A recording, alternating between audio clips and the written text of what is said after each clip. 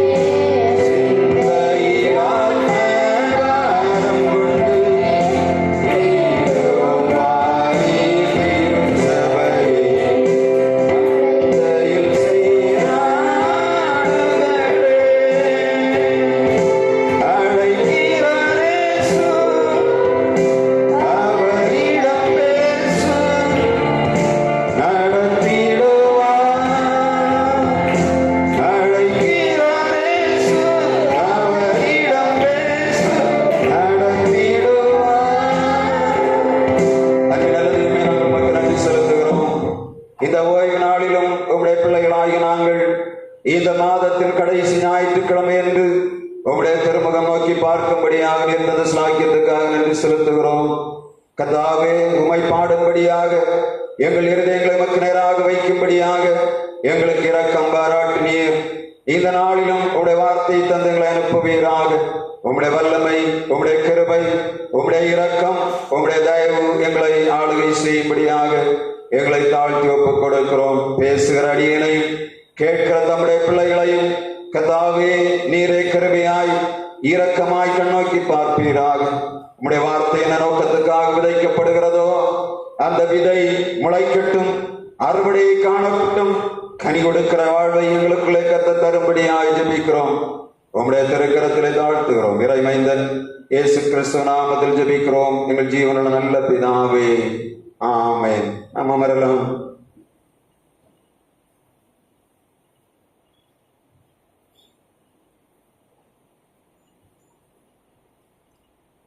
நம்முடைய பிதாவாகிய தேவனாலும் குமாரனாகிய இயேசு கிறிஸ்துவினாலும் பரிசுத்த ஆவியினாலும் உங்களுக்கு கிருபையும் சமாதானமும் இந்த மாதத்தின் கடைசி ஓய்வு நாளிலே உண்டாவதாக. ஆண்டவராகிய தேவன் தம்முடைய பிள்ளைகளுக்கு அநேக விதங்களிலே ஆசீர்வாதத்தை தருகிறார். இந்த மாதத்தின் கடைசி ஞாயிறு என்பது சுவிசேஷ ஞாயிறு. முதல் ஞாயிறு வாக்குத்தத்தத்தின் ஞாயிறு, இரண்டாவது ஞாயிறு திருவிருந்தின் ஞாயிறு, மூன்றாவது ஞாயிறு விடுதலையின் ஞாயிறு, நான்காவது ஞாயிறு சுவிசேஷத்தின் ஞாயிறு. ஒரு திருச்சபை வளர வேண்டும் என்று சொன்னால் 4 மிக முக்கியமான காரியங்கள் அதிலே செய்யப்பட வேண்டும். ஆண்டவர் திருச்சபையை உருவாக்கி இருக்கிற நோக்கம் என்ன? தானும் வாழ்ந்து பிறரையும் வாழ வைக்க வேண்டும். இதுதான் ஆண்டவர் திருச்சபையை இந்த உலகத்திலே ஸ்தாபித்திருக்கிற நோக்கம். உலகத்திலே வாழுகிற மனிதனுக்கும் திருச்சபை மக்களுக்கு வித்தியாசம் உண்டு. உலகமானது தோல்விகளை சந்தித்தால் துவண்டு போகும். ஆனால் திருச்சபையானது எங்கெல்லாம் தோல்விகளை சந்தித்ததோ அங்கெல்லாம் எழும்பினது என்பதை நாம் நினைவில் கொள்ள வேண்டும். எவ்வளவு தூரம் சுவிசேஷத்தின் பரம்புதல்கள் தடை பண்ணப்பட்டதோ அங்கெல்லாம் சுவிசேஷத்தின் வெளிச்சமானது உலகமெல்லாம் பறந்து விரிந்தது. தேவன் தம்முடைய பிள்ளைகளாகிய சீடர்களை அக்கினியினாலே அபிஷேகித்து வல்லமைகளை கொடுத்து ஆண்டவருடைய பணியை செய்யும்படியாக அவர்களை அதிகாரப்படுத்தினபடியினாலே தான் அப்போஸ்தலர் நடபடிகள் என்பது நமக்கு கொடுக்கப்படுகிறது. இந்த நாட்களிலே அப்போஸ்தலர் நடபடிகளை நாம் தியானித்து வருகிறோம். இதில் மிக முக்கியமாக இந்த சுவிசேஷ ஞாயிறு என்று நான் எந்த செய்தியை கொடுக்க வேண்டும் என்று சொல்லி ஆண்டவருடைய சமூகத்தில் கேட்டபோது ஆண்டவர் கொடுத்த வார்த்தை தான் அப்போஸ்தலர் 17ஆம் அதிகாரம் 30ஆம் வசனத்திலே சொல்லப்படுகிறது. ஒரு வாசிக்கலாம். அப்போஸ்தலர் 17:30. அறியாமையுள்ள காலங்களை தேவன் காணாதவர் போல் இருந்தார், இப்பொழுதோ மனம் திரும்ப வேண்டும் என்று எங்குமுள்ள மனுஷருக்கெல்லாம் கட்டளையிடுகிறார். அறியாமையுள்ள காலங்களை தேவன் காணாதவர் போல் இருந்தார். இப்பொழுதோ எங்குமுள்ள எல்லா மனுஷரும் மனம் திரும்ப வேண்டும் என்று ஆண்டவர் கட்டளையிடுகிறார். சுவிசேஷம் என்பது என்ன? மனம் திரும்புதல் சுவிசேஷம்.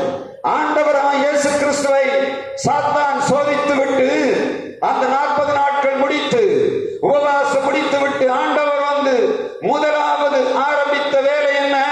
மத்தேயு 4ஆம் அதிகாரம் 17ஆம் வசனம் சொல்லுகிறது, மனம் திரும்புங்கள், பரலோக ராஜ்யம் சமீபமாயிருக்கிறது. மனம் திரும்புங்கள், பரலோக ராஜ்யம் சமீபமாயிருக்கிறது. மனம் திரும்புங்கள், பரலோக ராஜ்யம் சமீபமாயிருக்கிறது. ஆண்டவர் பவுல் அப்போஸ்தலனை கொண்டு அப்போஸ்தலர் 17ஆம் அதிகாரத்திலே சொன்னதென்ன?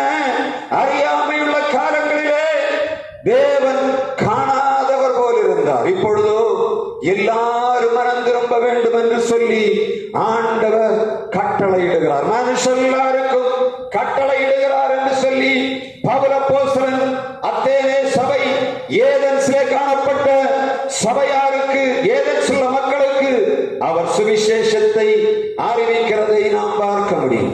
இந்த ஏதென்ஸ் என்று சொல்லக்கூடியது மிகவும் பொருளாதாரத்திலும் மிகவும் ஞானிகள் நிறைந்ததிலும் எல்லா விதமான ஐஸ்வர்யம் நிறைந்த பட்டணம். ஏதென்ஸ் என்று சொன்னால் கிரேக்க சாம்ராஜ்யத்திலே, ரோம சாம்ராஜ்யத்திலே பெயர் சொல்லப்பட்ட தேசம். அத்தேனே என்று தமிழிலே சொல்லப்படுகிறது நம்முடைய வேதத்திலே. அதான் ஏதென்ஸ் என்று சொன்னால் எல்லா வரலாறுகளும் ஏதென்ஸ் ஏதென்ஸ் ஏதென்ஸ் சொல்லி பின்னி பிணைந்து கிடக்கிறதை நாம் பார்க்க முடியும். இந்த பட்டணத்தில் போய் இந்த பவுல் அப்போஸ்தலன் பிரசங்கம் பண்ணுகிறார். என்ன பிரசங்கம் பண்ணுகிறார்? அறியாமையுள்ள காலங்களை தேவன் காணாதவர் போல் இருந்தார். இப்பொழுதோ எல்லா மனுஷரும் மனம் திரும்ப வேண்டும் என்று கட்டளையிடுகிறார். மனம் திரும்ப வேண்டும் என்று நீடிய பொறுமையுள்ளவராய் இருக்கிற ஆண்டவர் இங்கே வசனம் சொல்லுகிறது, he is commanded to repent. அவர்கள் மனம் திரும்ப வேண்டும் என்று சொல்லி மிகவும் கட்டளை கொடுக்கிறார். இதை செய் என்று சொல்லக்கூடிய ஆணித்தரமான கட்டளையை அந்த தேசத்திலே இந்த பவுல் அப்போஸ்தலன் கொடுக்கிறார். இந்த வசனத்தை இந்த அதிகாரத்தில் தியானிக்கும் போது எல்லா மனுஷரும் மனம் திரும்ப வேண்டும் என்று சொல்லி ஆண்டவர் சொல்லும் போதுதான் அதன் பின்னணியிலே கிடக்கிற எல்லா கிடப்புகளை நான் பார்த்தேன். அதைத்தான் இந்த 17ஆம் அதிகாரம் அப்போஸ்தலர் 16ஆம் வசனத்திலிருந்து தொடர்ந்து பவுல் அப்போஸ்தலன் சொல்லுகிறார். இங்கே இன்றைக்கு நான் 3 கூட்டமான ஜனங்கள் அவர் சொல்லி இருக்கிறதை வைத்து நான் உங்களுக்கு செய்தியை கொடுக்கும்படியாக விரும்புகிறேன்.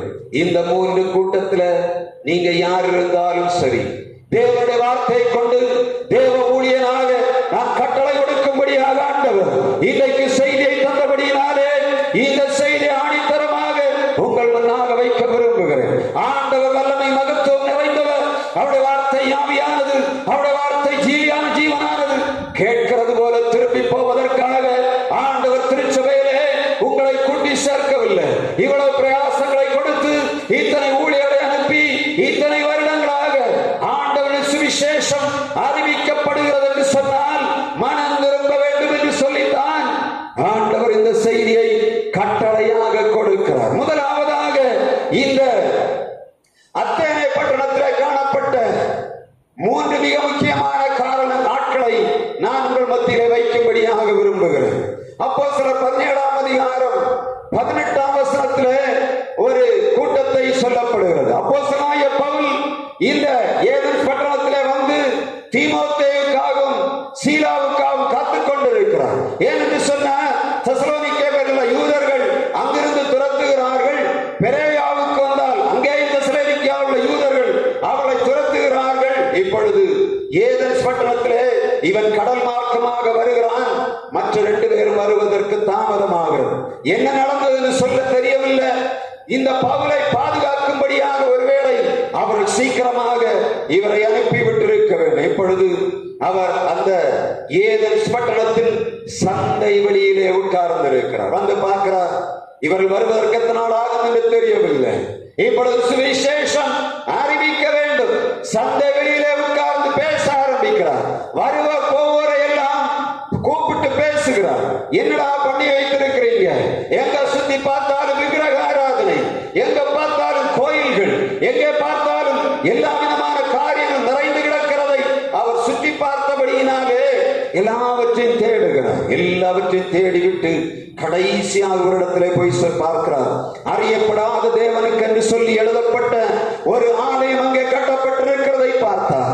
அந்த அறியப்படாத ஆலயம், அந்த அறியப்படாத தேவனுக்கு என்று சொல்லப்பட்ட ஆலயம் வறுமையாய் கிடக்கிறது. மற்றவைகள் எல்லாம் பூஜாசாரிகளாலே பலியிடப்படுகிறது. ஆனால் ஆண்டவருடைய திருச்சபையோ வறுமையாய் கிடக்கிறதை கண்டார்.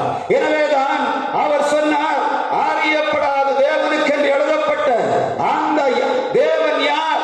அவர்தான் நான் அறிவிக்கிற கிறிஸ்து என்று சொல்லி பிரகடனப்படுத்தும்படியாக அவர் தீர்மானம் பண்ணார். தனக்கு கிடைத்த வாய்ப்பை சரியாக பவுல் அப்போஸ்தலன் பயன்படுத்தினதை வேதம் சொல்லுகிறது. தேவ பிள்ளையே, உலகமெல்லாம் விக்கிரகங்களாலே நிறைந்து கிடக்கிறது. எல்லா ஆலயங்களும் நிறைந்து கிடக்கும் போது தேவனுடைய ஆலயம் மாத்திரம் வறுமையாய் கிடக்கிறது. அந்த இடத்திலிருந்தான் பவுல் அப்போஸ்தலன் சொல்லுகிறார், அறியப்படாத தேவனை அறிவிக்கும்படியாக நான் வந்திருக்கிறேன்.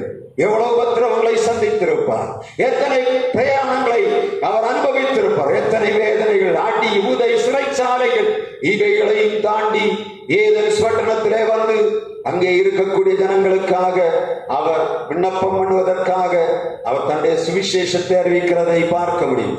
அப்போஸ்தலர் 17ஆம் அதிகாரம் 18ஆம் அதிகாரத்திலே ஒரு வார்த்தை சொல்ல வாசிக்கலாம். அப்போஸ்தலர் 17:18. அப்பொழுது எப்பிக்கூரரும் ஸ்தோயிக்கருமான ஞானிகளில் சிலர் அவருடனே வாக்குவாதம் பண்ணினார்கள். இந்த வாயாடி என்ன பேச போகிறான் என்று. சிலர் இவன் அந்நிய தேவர்களை அறிவிக்கிறவனாக காண்கிறது என்றார்கள். அவன் இயேசுவையும் உயிர்த்தெழுதலையும் அவர்களுக்கு பிரசங்கித்தபடியினாலே அப்படி சொன்னார்கள். இந்த எப்பிக்கூரர், இந்த ஸ்தோயிக் என்று சொல்லக்கூடியவர்கள் யார் என்று நான் தேடி பார்க்கும் போது, இந்த எப்பிக்கூரர் என்று சொல்லக்கூடியவர்கள் இந்த நாட்களிலும் வாழ்ந்து கொண்டிருக்கிறார்கள். இந்த ஸ்தோயிக்கள் இந்த நாட்களிலும் வாழ்ந்து கொண்டிருக்கிறார்கள். எப்பிக்கூரர் என்று சொல்வது யார்? ரஜனீஷ் என்று சொல்லக்கூடிய சாமியை ஒருவனை நான் கேள்விப்பட்டிருக்கிறோம். நித்யானந்தா என்று சொல்லக்கூடிய ஒரு சாமியை நம்ம பேப்பர்ல அடிக்கடி படிக்கிறோம். இவர்கள் எல்லாரும் யார்? இவர்கள் எப்பிக்கூரர்கள். இன்பமே வாழ்வின் எல்லை. எது வேணுமாலும் இன்பத்துக்காக கொடுக்கலாம், எதையும் இழந்து விடலாம். இன்பமாக வாழுவதே வாழ்வின் நோக்கம். இச்சைகளை நிறைந்து பாவத்திலே வாழ்ந்து பாவத்தை பால்போல் பருகி செய்கிற தவறெல்லாம் தவறல்ல என்று ப்ரூவ் பண்ணுகிற ஒரு கூட்டம் உலகத்திலே அந்த நாட்களிலும் பவுல் அப்போஸ்தலன் நாட்களில் ஏதென்ஸிலே நிறைந்து கிடந்தார்கள். அதை போல எப்பிக்கூரர் என்று சொல்லக்கூடியவர்கள், வாழ்வு என்று சொல்லுவது கடவுள் என்று சொல்லக்கூடிய இயற்கை, கடவுளாலே உருவாக்கப்பட்ட இயற்கை சார்ந்து அது எல்லா விதமான ஒரு சட்டத்திட்டங்களுக்கு உட்பட்டு அமைக்கப்பட்டிருக்கிறது. நம்ம வாழுகிறது நீதியாய் வாழ வேண்டும் என்று சொல்லக்கூடிய ரெண்டு கூட்டமும் எப்பொழுதும் போராடி கொண்டிருக்கு. உலகத்தில் நீங்க பாத்தீங்கன்னா இன்றைக்கு இந்த உலகம் எப்பிக்கூரர்களாலே நிறைந்து கிடக்கிறது. அதுதான் நம்முடைய எல்லா காரியங்களும் பார்த்து கொண்டு வருகிறோம். எங்க பார்த்தாலும் எப்பிக்கூரர்கள். ஸ்தாயிக்குகள் தேவையில்லை. ஏன்னா நீதி நெறியோடு வாழுகிறவன் தேவையில்லை, நன்மை செய்கிறவன் தேவையில்லை. ஏன்னா நீதி நெறியோடு வாழுகிறவன் பணம் இல்லை. ஆனால் இந்த அயோக்கியத்தனம் பண்ணுகிற எப்பிக்கூரலிடத்திலே பணம் மலிந்து கிடக்கிறது. ஏன்? அவள் கையிலே அனாவசியமான பணம் வருகிறது. காரணம் என்ன?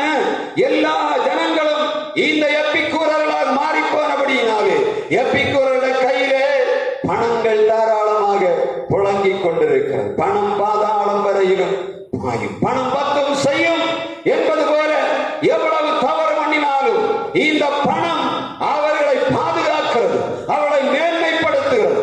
எவ்வளவு தவறு செய்தாலும் பணக்காரன் செய்கிற தவறு மாத்திரம் வெளியே வருவதே இல்லை, அதை நியாயப்படுத்துகிறார்கள். ஏழை செய்கிற